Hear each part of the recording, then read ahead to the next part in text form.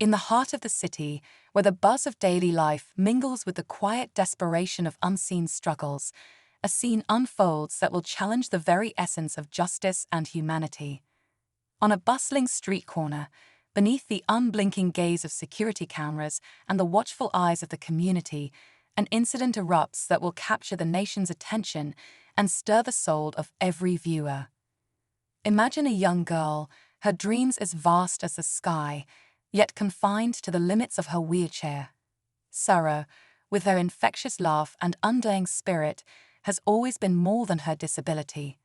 Her father, Michael, an FBI agent, has taught her the value of resilience and the power of standing up for oneself, even when the odds seem insurmountable.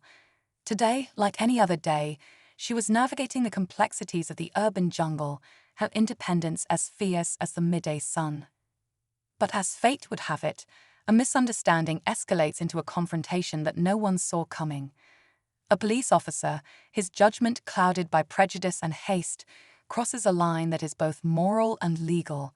In an instant, the tranquility of the day gives way to chaos as he delivers a forceful kick to Sarah's wheelchair, toppling her to the ground. The shock ripples through the onlookers, their gasps a chorus of disbelief. The gravity of the moment hangs heavy in the air, thick with the impending storm of outrage and fear. But just as the echoes of injustice begin to ring louder, a black sedan screeches to a halt. Michael, having received a distressing call, arrives on the scene. His heart races as his eyes lock onto the disarray. His daughter on the ground, her spirit shaken but unbroken. His FBI badge, usually a symbol of order and protection, now pulsates with a father's fury and a demand for accountability. This is no ordinary tale of crime and punishment. It's a poignant exploration of the dynamics of power, the biases that shadow our steps, and the indomitable strength of familial bonds. As Michael steps forward, the air thick with tension and the promise of justice, the story leaves us on the brink of a pivotal confrontation. What will happen when the badge of law meets the shield of paternal love? How will society respond to this blatant disregard for decency and equality? Stay tuned, for this story is just beginning, and its resolution will shake the very foundations of what we know about right, wrong, and the spaces in between. As Michael stood there, his heart a furnace of conflicting emotions, the air seemed to thicken with the weight of unspoken words and unresolved tensions. His gaze, once reserved for suspects and criminals, now rested heavily on the officer who had caused his daughter such distress. The crowd, a mosaic of curious and concerned faces, formed a silent arena, watching as the drama between power and justice unfolded. The officer, Officer Daniels, appeared momentarily taken aback by the swift arrival of an FBI agent, his posture stiffening under the scrutiny of both the crowd and his unexpected adversary. Daniels, a veteran on the force, had his share of commendations and complaints, a reflection of a career spent walking the tightrope between enforcement and excess. Today, his judgment had faltered under pressure, a momentary lapse that now threatened to spiral into a career-defining crisis. Sarah, still on the ground, but now propped up by a couple of bystanders, watched the scene unfold with a resilience that belied her years. Her father had always been her hero, a man who fought against the shadows of crime and injustice, a beacon of integrity in a world that often blurred the lines. But today, she saw him not just as a protector, but as a father pushed to the brink, his love for her igniting a fire that could burn bridges or build them. As Michael approached Officer Daniels, the murmurs of the crowd grew louder, a chorus of modern society's ever-present debate over authority and its abuses. "Officer, I need you to explain what happened here." Michael's voice was firm, his words cutting through the noise of the city like a siren's call. Daniels, his face a mask of professionalism painted over with traces of regret, replied, "Sir, I understand your concerns, but this was a misunderstanding. I thought she was threatening." "A misunderstanding?" Michael interrupted, his voice rising with incredulity. "You thought a teenage girl in a wheelchair was a threat?" The words hung between them, stark and accusing. Officer Daniels shifted uncomfortably, his eyes darting away for a fraction of a second before regaining his composure. "There's more to it. I was responding to a call." But before he could elaborate, a voice called out from the crowd, "She didn't do nothing. We saw it all." A young woman, smartphone in hand, stepped forward. She had captured the entire incident, her digital testimony a modern sword of truth in the age of viral videos and instant judgment. In the heart of the city, where the buzz of daily life mingles with the quiet desperation of unseen struggles, a scene unfolds that will challenge the very essence of justice and humanity. On a bustling street corner, beneath the unblinking gaze of security cameras and the watchful eyes of the community, an incident erupts that will capture the nation's attention and stir the soul of every viewer. Michael turned to her, his eyes briefly softening. "Thank you. We'll need to see that footage." His words were not just a request but a command, one that reminded Officer Daniels and everyone else that the truth had a way of emerging, regardless of badges and uniforms. As the video began to play, the small screen illuminated faces in the crowd, each flicker of light exposing the raw edges of community trust and fear. The footage was clear. Sarah, maneuvering her wheelchair through the crowd, had barely brushed against a passerby, a simple accident, as cities are wont to produce. But the reaction, the escalation by Officer Daniels, was not just disproportionate, it was alarming. The clip did not end the tension but amplified it, each replay a reminder of the thin line law enforcement walked every day. For Michael, it was a painful exhibit of the day-to-day fears he had hoped his daughter would never face, a stark contrast to his own role in wielding authority. For Daniels, it was a moment of reckoning, his career now in the balance, scrutinized under the harsh lens of public perception and digital judgment. As the video ended, the crowd's restless whispers turned into a cacophony of debates and demands for justice. Michael knew this was only the beginning. There would be inquiries, perhaps trials, and the ever-looming question of how such an incident could have happened. How had fear and bias woven so tightly into the fabric of law enforcement that a girl in a wheelchair was seen as a threat? This was not just a personal battle, but a public spectacle that would challenge the principles of justice, fairness, and the very integrity of those sworn to protect and serve. The road ahead would be fraught with challenges, both legal and moral. Michael and Sarah, united in their resolve, stood ready to face them, their bond a testament to the strength found in love and righteousness. But as the sun began to set over the city, casting long shadows across the concrete, the questions remained, hanging in the air like the last rays of light. What changes would come from this? How would justice be served? As viewers, you are invited to stay tuned, to question and to witness, as this story continues to unfold. The answers may not come easy, but the journey promises to be one of profound impact and necessary reflection. As the shadows of the evening stretched across the concrete, casting a long and somber shade over the crowd, the mood was palpable.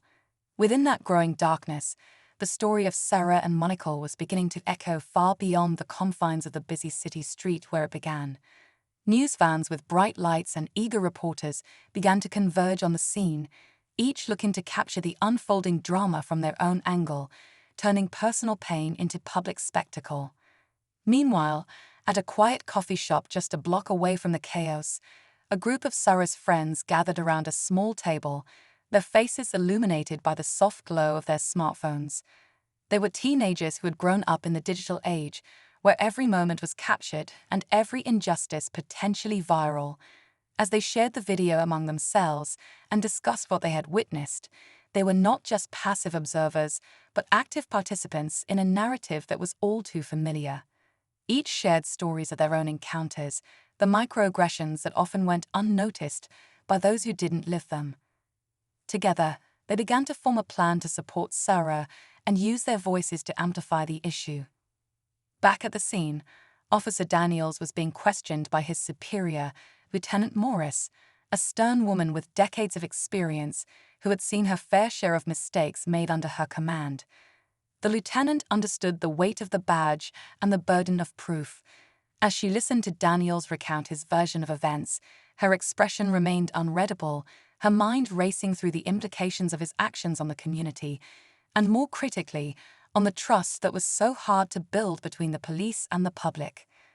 Elsewhere, in the high-rise buildings that lined the city's financial district, Michael's colleagues at the FBI were also watching the events unfold, their professional curiosity piqued by the personal involvement of one of their own. In quiet conference rooms, discussions were held about the broader implications of the incident, considering everything from civil rights to the protocols that govern off-duty conduct of law enforcement personnel. Michael's reputation as an agent who upheld the highest standards was well known, and his personal stake in the case added a layer of complexity to an already convoluted situation. As the night deepened, Sarah and Michael returned home, the echoes of the day's events reverberating through their quiet living room. Michael, ever the protector, was torn between his role as a father and his duties as an agent.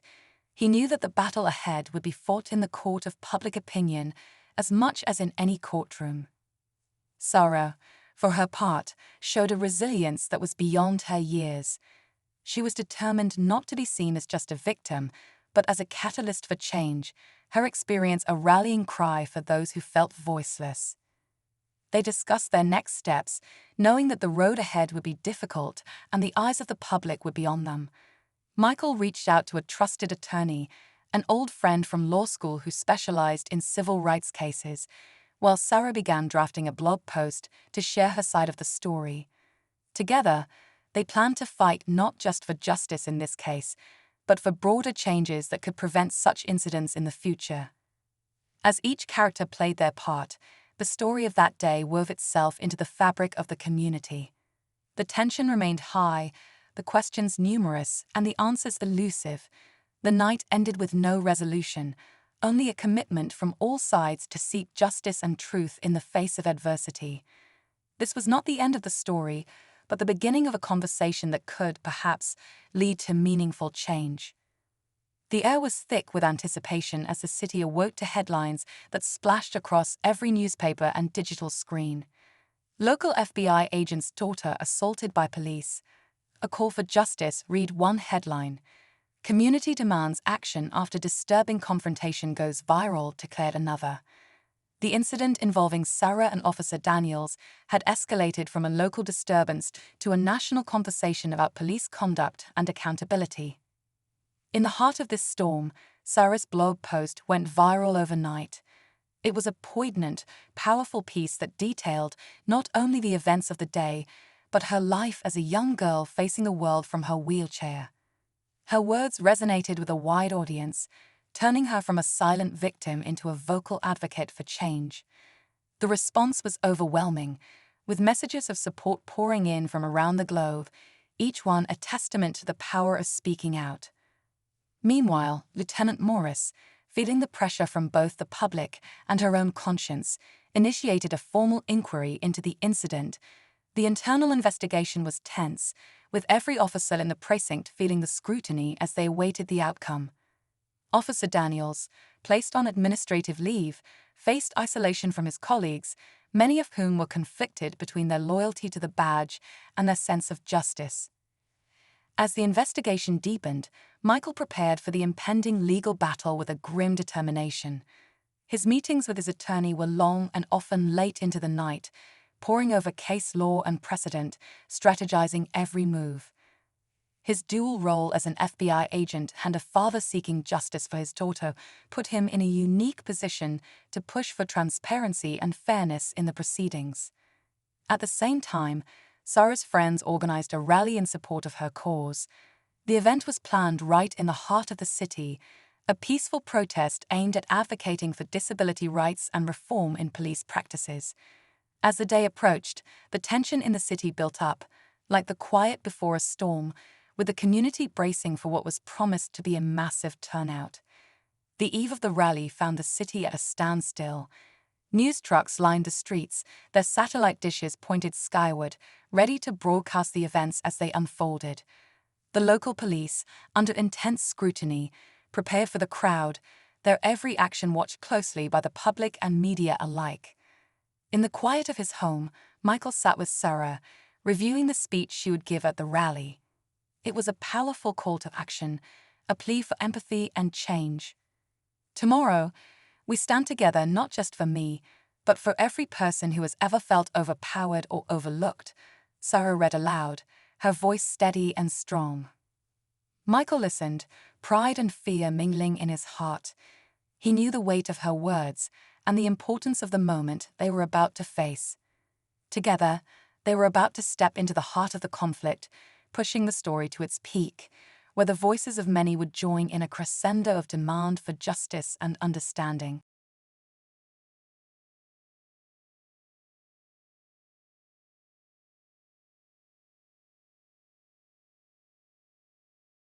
As they went to bed, the city around them buzzed with the energy of impending change.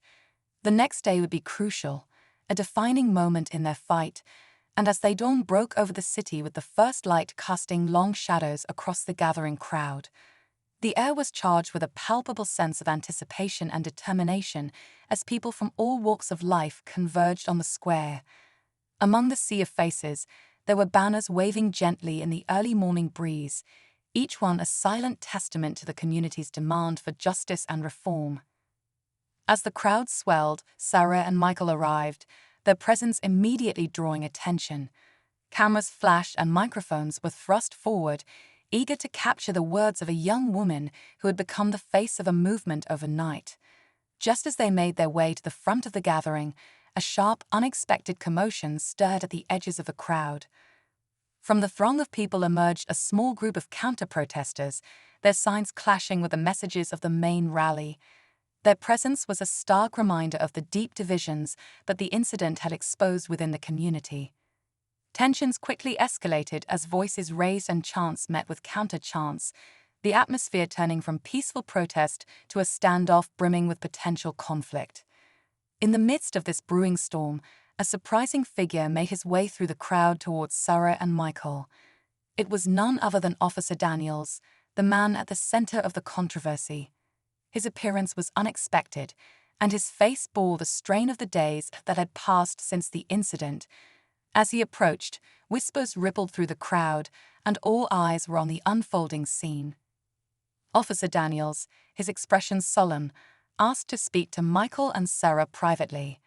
Reluctantly, they agreed, stepping aside into a quieter corner of the square. "I've come here because I owe you both an apology," Daniels began, his voice barely above a whisper. "What I did was wrong, and I've come to realize that I am part of a problem that's much bigger than any one person or any single incident." His words were a shocking admission, and as he continued to explain his decision to resign from the police force and dedicate his life to advocating for reform within law enforcement, the crowd's anger gave way to a cautious curiosity.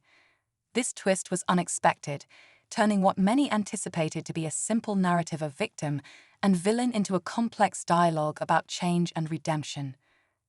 Back at the rally, as Sarah took the stage, the energy shifted. She spoke not just about her own experiences, but also about the need for a deeper systemic change that transcended individual actions. "Today, we stand at a crossroads," Sarah declared, her voice clear and resonant. "We can choose the path of division, or we can forge a new path together, one of understanding, healing, and justice." Her words, amplified by the speakers, echoed across the square and beyond, carried by live streams and broadcasts. The crowd, moved by her call to action, rallied with renewed vigor, their voices merging into a powerful chorus that promised to resonate long after the rally had ended.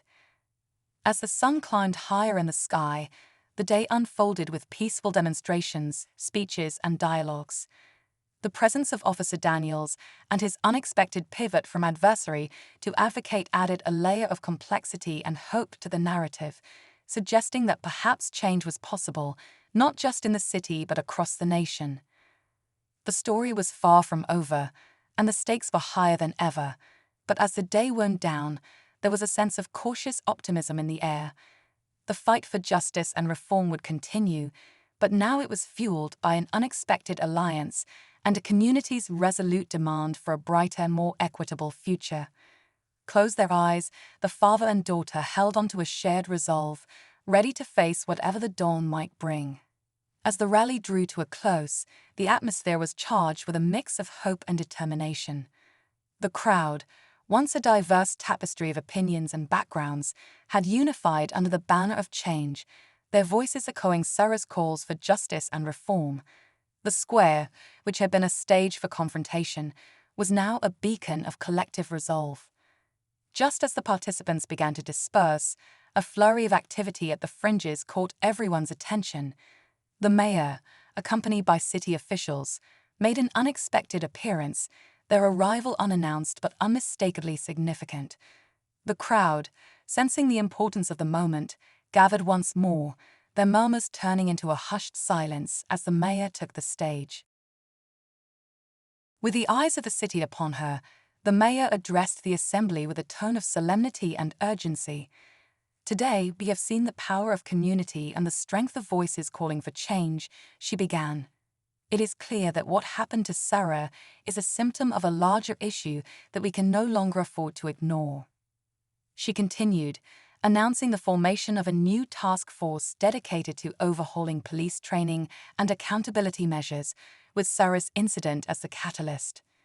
This initiative would also include community leaders, activists, and even Officer Daniels, who had pledged to help foster dialogue and reform from within the law enforcement community. The crowd responded with cautious applause, that optimism tempered by the knowledge of the long road ahead. As the applause faded, the mayor invited Sarah and Michael to join her on stage. Standing together, they symbolized the potential for reconciliation and progress. But as the event was nearing its hopeful conclusion, the unexpected twist came, not from the crowd or the officials, but from a phone call that Michael received right there on stage. He stepped aside to answer, his face turning grave as he listened. When he returned, his somber expression hinted at the gravity of the news. Michael took the microphone, his voice steady but tinged with an unforeseen solemnity. "While we stand here committed to change and healing, I must share that not all battles are fought in the light. I've just been informed that several individuals, displeased with today's peaceful call for change, have threatened further violence. It's a stark reminder that the path ahead will not be easy." The news was a chilling reminder of the resistance to change, but it also served to strengthen the resolve of those gathered. The threat, rather than inciting fear, ignited a fiercer determination among the crowd. The challenge was met with a renewed chorus of support, not just for Sarah, but for the cause of justice and equity that she now embodied. As the rally ended and the crowd slowly dispersed, the feeling of unity and purpose remained. Sarah, Michael, and even Officer Daniels stood together, a trio symbolizing the complex journey from adversity to advocacy. The day concluded not just with resolutions, but with the reality of ongoing struggles. Yet, amidst these challenges, the community had found a stronger voice and a clearer vision for the future. The unexpected twist had not undermined their efforts, but had underscored the importance of their fight, ensuring that the story of that day would resonate far beyond the confines of the city. As the sun set on the city, casting long shadows that stretched across the streets like fingers of a closing hand, the echoes of the day's events lingered in the air. The rally had ended, but the reverberations of the collective call for change were only just beginning to make their mark on the heart of the community. In the weeks that followed, the city found itself at a crossroads. The newly formed task force began its work with earnestness, meeting with community leaders, reform advocates, and law enforcement officers who were equally committed to creating a blueprint for change. Sarah, whose courage had sparked a movement, found herself at the center of these discussions, her insight and experience shaping the policies that were slowly but surely redefining the landscape of community policing. Officer Daniels, who had resigned from his position, embarked on a personal journey of redemption and learning. His involvement in the task force, although met initially with skepticism, gradually became a testament to the possibility of change. His perspectives and candid admissions provided invaluable insights into the challenges and changes necessary within the police force. Michael, who had stood steadfast by his daughter's side through the tumult and turmoil, continued to support her advocacy, all the while maintaining his duties at the FBI. His dual roles as a law enforcement officer and a father advocating for civil rights straddled a line between professional obligation and personal passion, a balance he navigated with increasing resolve and dedication. As the task force made headway, the community began to see tangible changes. New training programs were introduced, focusing on de-escalation techniques, cultural competency, and the importance of mental health resources for officers and the communities they served. These initiatives were rolled out with the promise of transparency and accountability, hallmarks of the trust that was slowly being rebuilt.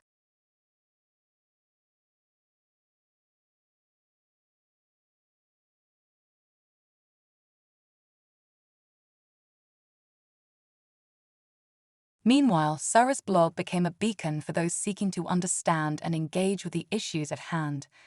Her posts, rich with narrative and nuance, drew readers from beyond the city, resonating with a national audience. The threats of violence, which had momentarily cast a shadow over the rally, were addressed with increased security measures and community support, demonstrating a collective resilience that defied the intentions of those seeking to sow discord. The counter-protesters, whose presence had marked a stark reminder of the challenges ahead, were also part of the ongoing conversations.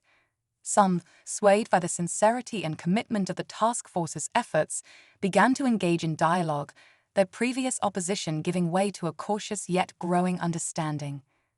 As months turned into a year, the anniversary of the rally approached. The city planned a commemoration event, not just to mark the progress made, but to renew the commitment to the journey still ahead. Sarah was invited to speak again, this time against a backdrop of reflection and renewed resolve. Standing at the same podium where she had once voiced her pain and plea for change, Sarah looked out over a crowd that was larger and even more diverse than before. Her speech was both a reflection and a roadmap, acknowledging the strides taken and the steps still required. "We have seen change," she declared, "but change is an ongoing process, not a destination. Each step forward is a step towards a future where justice and respect are the foundations of our community interactions." The applause was thunderous, echoing off the buildings like a wave that refused to break. It was clear that Sarah's journey had become inseparable from the city's identity, a symbol of adversity met with advocacy. The story of that fateful day and its aftermath had woven itself into the fabric of the community, taught in schools as a lesson in civic engagement, and remembered as a testament to the power of a united voice. As the event concluded, the crowd dispersed under a sky streaked with colors of dusk, their faces illuminated by a setting sun that promised the end of one day and the beginning of another. Sarah and Michael remained, a father and daughter whose shared experience had led them to a deeper understanding of themselves and their role in the world. The story had reached its natural conclusion, not because the issues it addressed had been fully resolved, but because the characters at its center had found a new equilibrium, their lives forever changed by the events they had set in motion. Their narrative, marked by challenges and changes, offered not just a conclusion but a continuation, a reminder that every ending is merely the start of another story waiting to be told. As viewers turned off their screens or stepped away from the rally, they carried with them the knowledge that change is possible, that voices can be powerful, and that justice, while often a difficult journey, is a path worth taking. The story of Sarah, Michael, and their city was one of many, but its echoes would linger, a reminder of the power of resilience and the enduring call for empathy and equity in the face of adversity.